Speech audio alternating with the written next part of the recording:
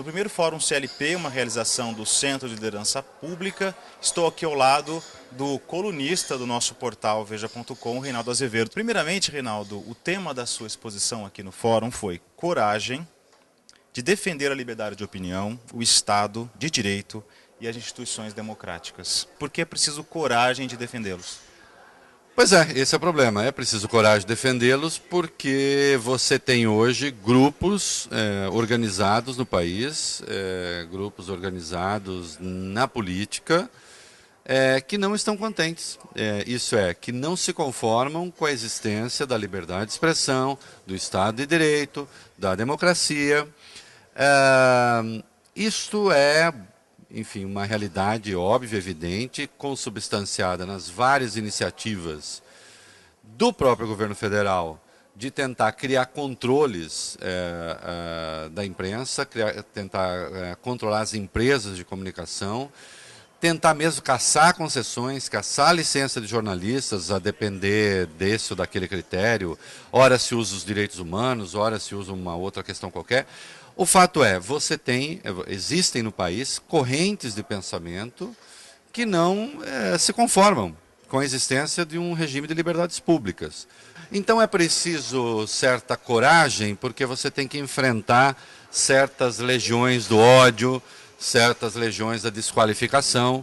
Então você, curiosamente, precisa de coragem para defender a lei. Convenha, isso no Brasil até que não é tão estranho, né? Frequentemente a gente tem que ter coragem de defender a lei. Diante de um poder judiciário atuante, aparentemente atuante, qual o risco dessas ações, esses ensaios prosperarem e virar algo de concreto? Primeiro que o ministro Gilmar Mendes, ele está no Supremo. É uma instância da justiça, não é a única.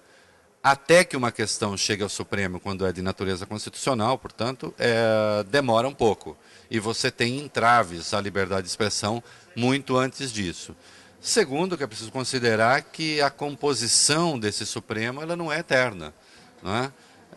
A depender, é o presidente da República que faz as indicações.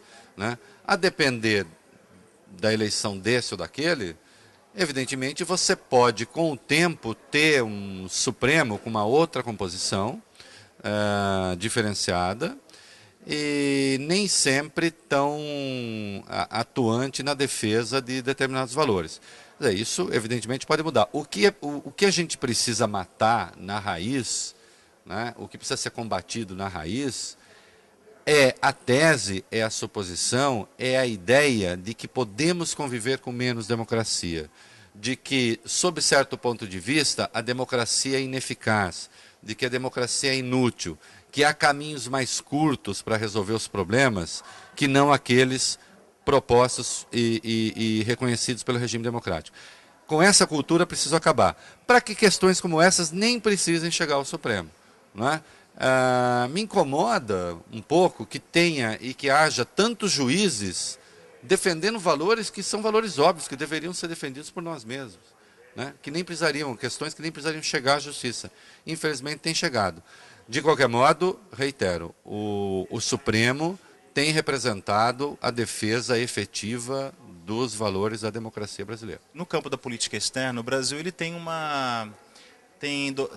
diversas atitudes de aproximação com governos não democráticos, né, governos antidemocráticos, e como no caso da Venezuela, agora recentemente, o vexame que a gente protagonizou, tem protagonizado em Honduras e na relação com o Irã, por exemplo, e tal. São seguidas derrotas do presidente Lula e também do Celso Amorim, e mesmo assim não há pelo menos nenhuma sinalização de mudança. Isso algum dia não vai cair por terra, não vai ter uma flexibilização com relação a essa estratégia que tem se mostrado aparentemente derrotada? Não, até que for esse o alinhamento do governo. Se o Serra se elege, eu acredito numa nova inflexão da política externa que eu chamaria mais civilizada e mais atinada com a democracia e com os regimes democráticos. Caso se eleja Dilma, a política externa continuará a ser essa. Ela é um fracasso retumbante. O Brasil como país tem perdido batalha após batalha? Tem. só que ela é considerada um sucesso do ponto de vista da construção da imagem do Lula. Ele é uma figura hoje internacionalmente conhecida, já foi mais respeitada, evidentemente não por conta dessas escolhas, mas por conta de escolhas que a economia brasileira fez, que fez, aliás, desde o governo passado e que continuou fazendo o governo dele. Eu reconheço esse mérito, nunca neguei, não é? Então, por isso, porque o Brasil teve e tem tido um bom desempenho nessa área, é sim que o Lula é respeitado lá fora. Não tem nada a ver com as barbaridades que o Brasil tem protagonizado na política externa. Muito ao contrário, isso tem nos diminuído. Isso tem dificultado o caminho do Brasil rumo a fóruns mais importantes. Então, é uma coisa curiosa que a política externa atualmente é uma política externa contrária ao esforço de ter um assento no Conselho de Segurança da ONU.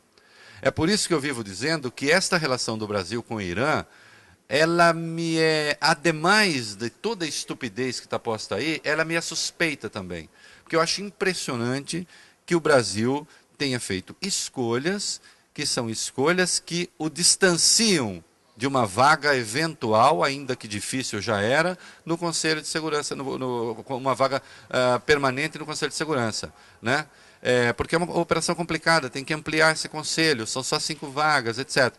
Veja, chega a ser incompreensível essa escolha brasileira, a menos que haja outras coisas aí a serem discutidas. Mas, às vezes, a impressão que eu tenho é que o Brasil está, e o governo brasileiro está, discutindo o próprio programa nuclear, e não exatamente o programa nuclear iraniano, né?